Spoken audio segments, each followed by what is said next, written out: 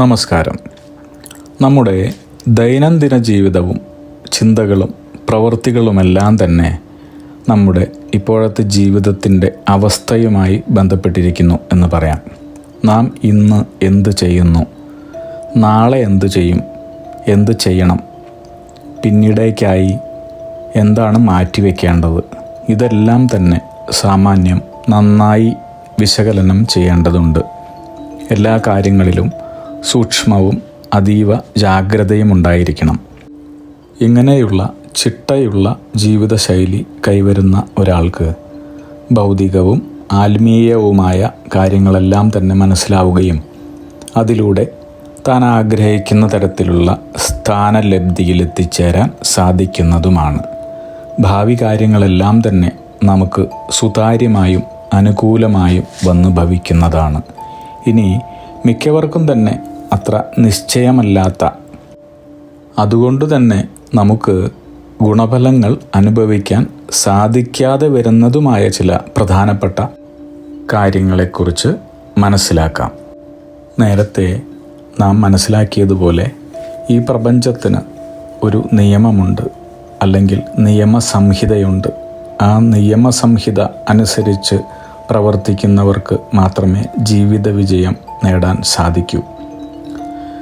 നമുക്ക് ക്ഷേത്ര ദർശനം എങ്ങനെയാണ് നടത്തേണ്ടത്, ക്ഷേത്ര ദർശനത്തിൽ പാലിക്കേണ്ട ചിട്ടകൾ എന്തെല്ലാം, ചെയ്യാൻ പാടില്ലാത്തതുമായ കാര്യങ്ങൾ എന്തൊക്കെയാണ്, പ്രദക്ഷിണം എന്താണ്, പ്രദക്ഷിണത്തിൻ്റെ കണക്ക് എന്താണ്, അതിൻ്റെ ഫലങ്ങൾ എന്താണ്, ആൽമരത്തെ പ്രദക്ഷിണം ചെയ്യേണ്ടതെങ്ങനെയാണ്, ഇങ്ങനെയുള്ള വിവിധ കാര്യങ്ങളെക്കുറിച്ചും ഇനി ക്ഷേത്രങ്ങളിൽ സന്ദർശിക്കുമ്പോൾ നമസ്കാരങ്ങൾ ഏതു തരത്തിലാണ് ചെയ്യേണ്ടത്, ഇതെല്ലാം നമുക്ക് വിശദമായി പരിശോധിക്കുന്നതിനോടൊപ്പം തന്നെ ചില സുപ്രധാന ദേവദിനങ്ങളും കൂടി മനസ്സിലാക്കാം. ആൽപ്രദക്ഷിണവും ക്ഷേത്രത്തിന് പുറത്തുകൂടിയുള്ള പ്രദക്ഷിണവും കഴിഞ്ഞേ ക്ഷേത്രത്തിനുള്ളിലേക്ക് പ്രവേശിക്കാൻ പാടുള്ളൂ. ഒരു ക്ഷേത്രത്തിലും തിരുനടയിൽ നേരെ നിന്ന് തൊഴരുത്.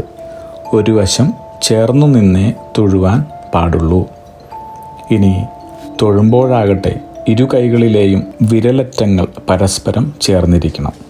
അത് ശ്രദ്ധിക്കണം.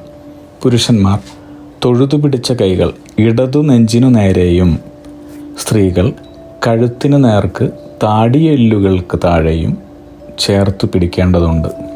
പുരുഷന്മാർക്ക് ശിരസിനു മുകളിൽ 12 അങ്കുലം ഉയർത്തി കൈകൾ തൊഴുതു പിടിക്കുകയും ആവാം.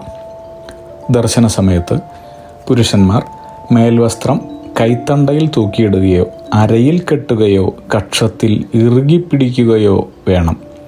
യഥാർത്ഥത്തിൽ മേൽമുണ്ട് പുതച്ച് ദേവദർശനം നിഷിദ്ധമാണ്. നമ്മിൽ പലരും ഇത് പാലിക്കാറുണ്ടോ? ചിന്തിക്കണം. ദേവദർശനവും പ്രദക്ഷിണവും നമസ്കാരവും കഴിഞ്ഞ് തീർത്ഥവും പ്രസാദവും വാങ്ങാവൂ. പൂജാരി മന്ത്രപൂർവം ദേവബിംബം അഭിഷേകം ചെയ്തു കിട്ടുന്ന ഔഷധ ഗുണമുള്ള പുണ്യജലമാണ് തീർത്ഥം. വലതു കൈവിരലുകൾ മടക്കി കുമ്പിൾ പോലെ പിടിച്ച് ഉള്ളം കൈയിൽ വേണം തീർത്ഥം സ്വീകരിക്കാൻ. അപ്പോൾ ഇടതുകൈ ആവട്ടെ വലതു കൈമുട്ടിൽ താങ്ങി പിടിച്ചിരിക്കണം. കിഴക്കോട്ട് തിരിഞ്ഞു നിന്ന് മുഖം മുകളിലേക്കുയർത്തി തീർത്ഥം അല്പം പോലും താഴെ വീഴാതെയും ചുണ്ടിൽ തട്ടാതെയും വായ്ക്കുള്ളിലേക്ക് ഒഴിച്ചു സേവിക്കുക.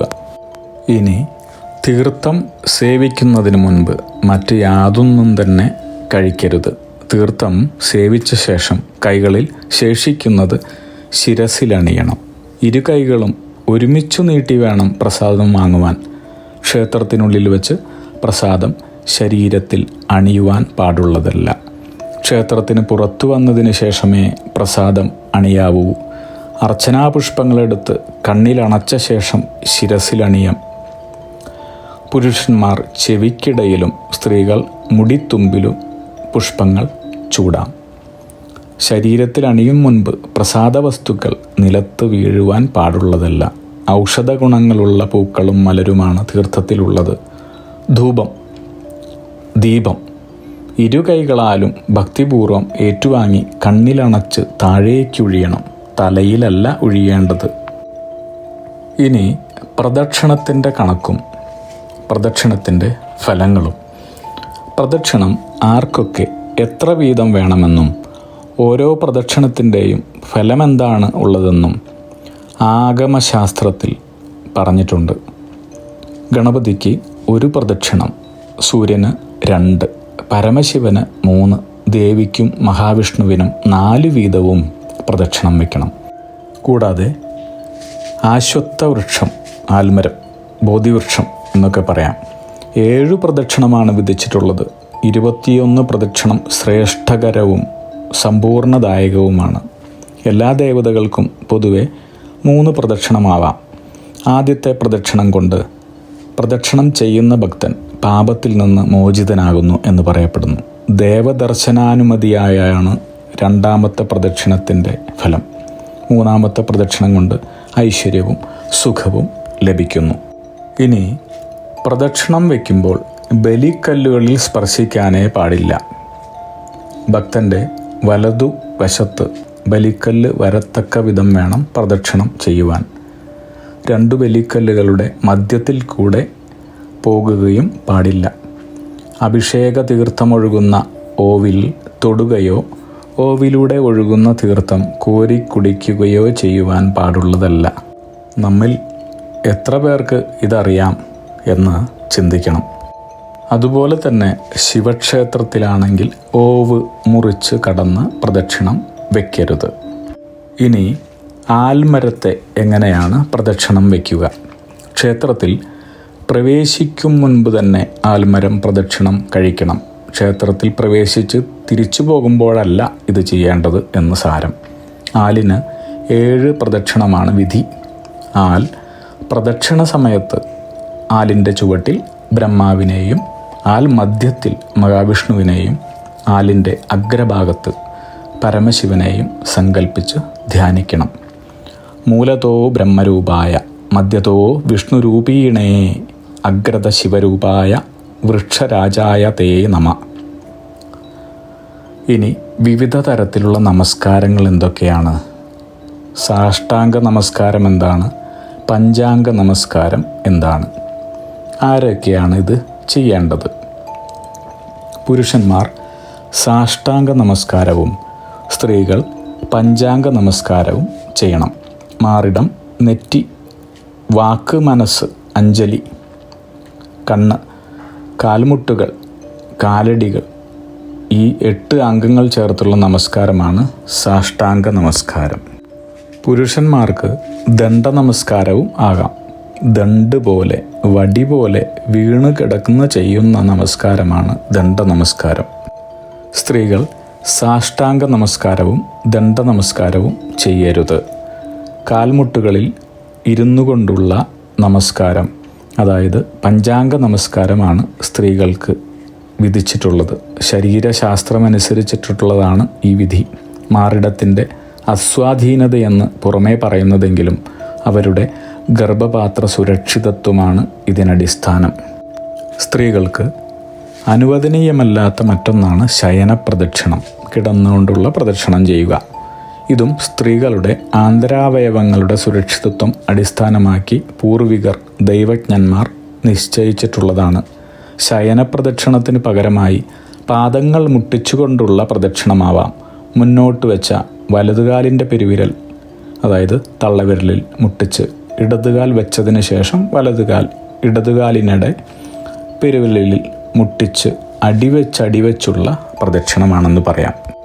ഇങ്ങനെ ജീവിതത്തിൽ നാം ചെയ്യുന്ന എല്ലാ കാര്യങ്ങളിലുമുള്ള അറിവും കൃത്യതയും പിന്നീട് നമുക്ക് കിട്ടുന്ന കർമ്മഗുണഫലങ്ങൾ വളരെ വേഗത്തിൽ നമ്മിലേക്ക് എത്തിച്ചേരുവാനും അതേസമയം തന്നെ നമ്മുടെ ജ്ഞാനികളും ത്രികാലദൃഷ്ടികളും ഉണ്ടായിരുന്ന പൂർവികർ അവരുടെ തപസ്സിലൂടെ മനസ്സിലാക്കി ശീലിച്ച ഈ പ്രപഞ്ചത്തെ തന്നെ നിയന്ത്രിക്കുന്ന, പരിപാലിക്കുന്ന, നമ്മെ സർവ്വ ഐശ്വര്യത്തിലേക്കും നയിക്കുന്ന മഹാശക്തികളെ നമ്മുടെ തന്നെ പുരോഗതിയിലേക്കും വെളിച്ചത്തിലേക്കുമുള്ള മാർഗദർശികളാക്കുവാൻ സാധിക്കുന്നു.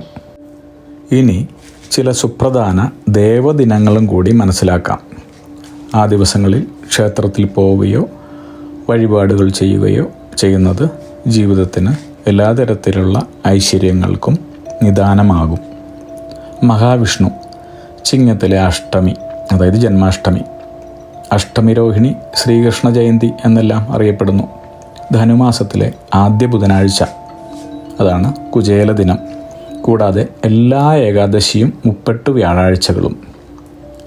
ഇനി മഹാഗണപതി ചിങ്ങത്തിലെ വിനായക ചതുർത്ഥി, തുലാമാസത്തിലെ തിരുവോണം, മീനത്തിലെ പൂരം, ഓരോ മാസത്തിലെയും 38 വെള്ളിയാഴ്ചകൾ.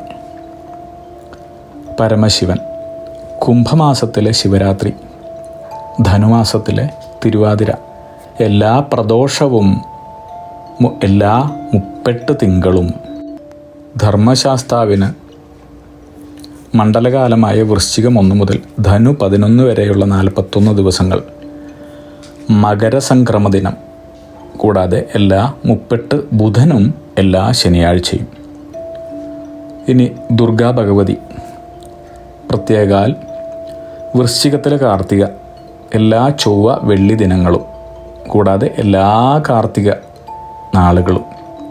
സരസ്വതീ ദേവി കന്നിമാസത്തിലെ നവരാത്രി കാലമായ 9 ദിവസങ്ങൾ, കൂടാതെ മഹാനവമി, വിജയദശമി ദിനങ്ങൾ പ്രത്യേകം. ഇനി ഭദ്രകാളി മകരച്ചൊവ്വ, മകരമാസത്തിലെ ആദ്യത്തെ ചൊവ്വ, മകരം 28-ാം തീയതി, മീനത്തിലെ ഭരണി, മേടപ്പത്ത്, അതിനെ 10-ാം ഉദയം എന്നും പറയുന്നു. എല്ലാ ചൊവ്വ വെള്ളി ദിനങ്ങളും എല്ലാ ഭരണി നാളുകളും.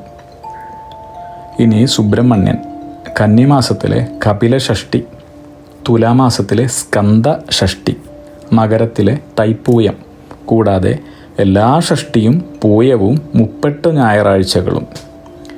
ഇനി ശ്രീരാമൻ മേടമാസത്തിലെ ശ്രീരാമ നവമി, നവമി ഏകാദശി തിഥികളും എല്ലാ ബുധനാഴ്ചകളും. ഇങ്ങനെ ക്ഷേത്രദർശനം, പ്രദക്ഷിണം, അതിൻ്റെ കണക്ക്, ഫലങ്ങൾ, വിവിധ തരത്തിലുള്ള നമസ്കാരങ്ങൾ, അതിൽ സാഷ്ടാംഗ നമസ്കാരം, പഞ്ചാംഗ നമസ്കാരം, ദണ്ഡ നമസ്കാരം, ഇതെല്ലാം വരുന്നുണ്ട്. ഇതുകൂടാതെ ദേവദിനങ്ങളും. ഇങ്ങനെയുള്ള അടിസ്ഥാനപരമായുള്ള കാര്യങ്ങൾ മനസ്സിലാക്കാതെ ചെയ്യുന്ന പ്രവൃത്തികൾ തെറ്റായി വരാം. അത് ജീവിതത്തിൽ വളരെ ദോഷകരങ്ങളായ കർമ്മഫലങ്ങളെ തരുന്നു. അഗ്നിഹോത്രി നിയോഗ പ്രവചനങ്ങളെക്കുറിച്ചും നിങ്ങളുടെ ജീവിത നിയോഗത്തെക്കുറിച്ചും അറിയുവാനായി ഞങ്ങളുടെ വെബ്സൈറ്റ് സന്ദർശിക്കൂ. യൂട്യൂബ് ചാനൽ കാണൂ, ലൈക്ക് ചെയ്യൂ, ഷെയർ ചെയ്യൂ, കമൻറ്റ് ചെയ്യൂ, സബ്സ്ക്രൈബ് ചെയ്യൂ. അഗ്നിഹോത്രി നിയോഗ പ്രവചനങ്ങൾ മനുഷ്യ നന്മയ്ക്ക്.